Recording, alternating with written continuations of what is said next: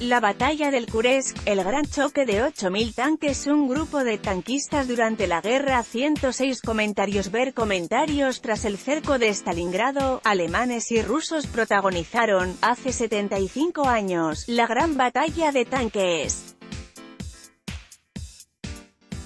Después, el Ejército Rojo puso rumbo a Berlín. Documentos rusos desclasificados han ayudado al historiador Denis E. Showalter a dar el peso que se merece aquel gran choque de aceros. La batalla de Kursk fue el punto de inflexión crítico en el frente oriental a la contienda entre las huestes de Hitler y Stalin. El 5 de julio de 1943, con el rugir de los motores de los carros de combate y el paso firme de la infantería, daba inicio la batalla de tanques, unos 8.000, más grande de todos los tiempos.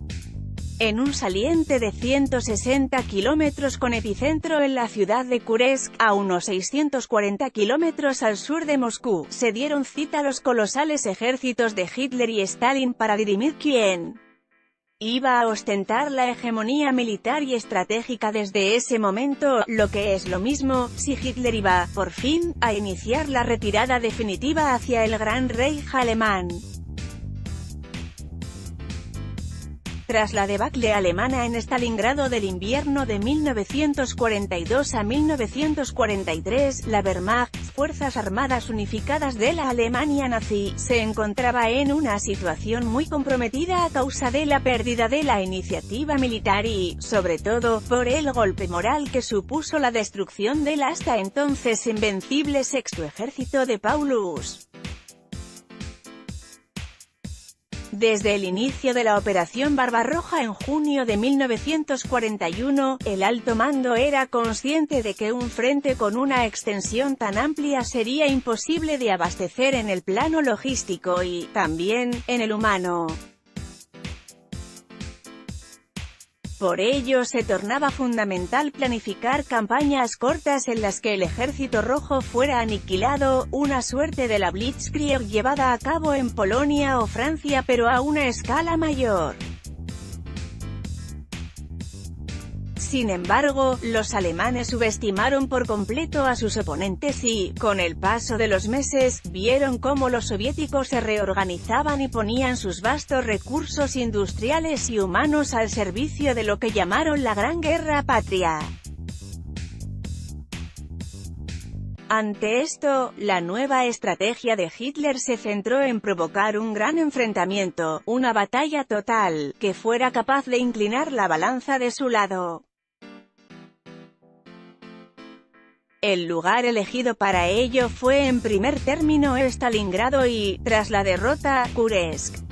Al contrario que la batalla por la ciudad del Volga, el gran choque de tanques de Kursk, cuyo nombre en clave para los alemanes era Operación Ciudadela, se resolvería en semanas y desequilibraría de forma decisiva la guerra en el este.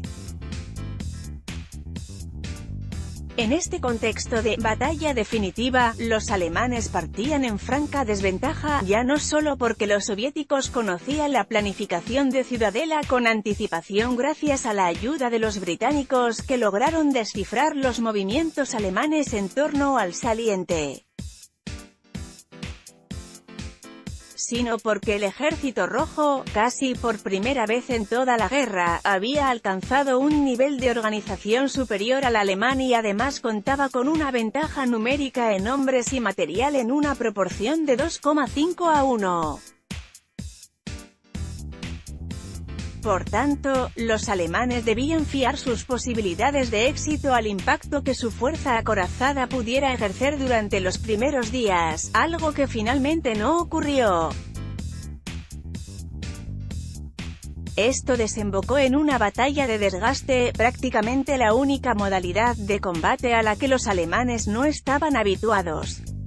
Una guerra de élites. En Kursk se enfrentaron las élites de los dos ejércitos. Ninguno de los dos contendientes eran los viejos enemigos del verano de 1941. Habían tenido casi 2 años para aprender de sus errores tras innumerables enfrentamientos, desde Smolensk hasta Stalingrado, pasando por Yarkov o Sebastopol. Sin embargo, Ciudadela supuso un nuevo escenario de combate, relativamente pequeño y atestado de medios humanos y materiales que obligó a los combatientes a desarrollar un tipo de lucha sin cuartel y de desgaste, una lucha táctica agotadora, y a llevar hasta su punto más alto el esfuerzo y el empuje de unas tropas agotadas y condicionadas por un número de bajas muy elevado. Fue precisamente en este punto donde se decidió todo. Los soviéticos tenían todas las posibilidades de ganar cualquier batalla a partir de 1943 y así se lo proponían debido a sus casi ilimitados recursos materiales y reemplazos. Kursk se desatacó por su terrible dureza, las complicadas condiciones del terreno, el calor insoportable y la absoluta extenuación de los combatientes.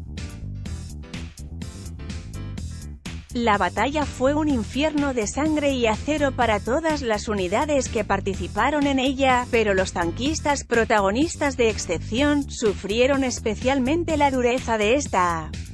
Un veterano soviético del 10º Cuerpo de Tanques escribía tras la batalla que, cuando un proyectil antiblindaje perforaba el tanque, el combustible o el aceite del motor se derrama y una cascada de chispas hacía que todo ardiera. Dios no permita que un ser vivo tenga que presenciar a una persona herida retorciéndose mientras se quema viva. Lo trascendental de esta batalla ha provocado la aparición de grandes mitos alrededor de la misma. A nivel militar y estratégico, no cabe duda de que la victoria soviética supuso un punto de inflexión en la guerra germano-soviética. Kursk fue la última gran ofensiva desde el punto de vista operativo del ejército alemán en el frente oriental. El Ejército Rojo había madurado mucho durante los 2 años de guerra y había logrado desarrollar una potencia de combate superior a la de los alemanes que, ya muy desgastados, solo podían diseñar una estrategia defensiva que retrasara lo inevitable, el avance hacia Berlín. Otro de los mitos que giran en torno a esta gran batalla es el que afirma que Kursk supuso el final definitivo de los ejércitos alemanes en el este. La Wehrmacht ni se desandró ni tampoco se deshonró tras la batalla. Las cifras de bajas alemanas oscilan alrededor de los 54.000 hombres entre desaparecidos, prisioneros y muertos, mientras que las soviéticas se fijan en unas 320.000. En lo que a medios mecanizados se refiere, los archivos alemanes sitúan la cantidad de pérdidas entre 1.600 y 2.000 unidades entre carros, artillería de asalto y otros vehículos. Por tanto, estas cantidades indican que el impacto de la batalla no supuso tanto una pérdida irremediable de hombres y material para los alemanes, sino más bien el inicio de la hegemonía soviética en el campo de batalla y un cambio manifiesto en el rumbo de la guerra. La moral alemana quedaba profundamente dañada y su capacidad de combate futura cuestionada. Después de Kursk, ya nada volvería a ser igual en la guerra en el este. La Esfera de los Libros publica La batalla de Kursk, de Denis E. Showalter. Te puede interesar relacionados.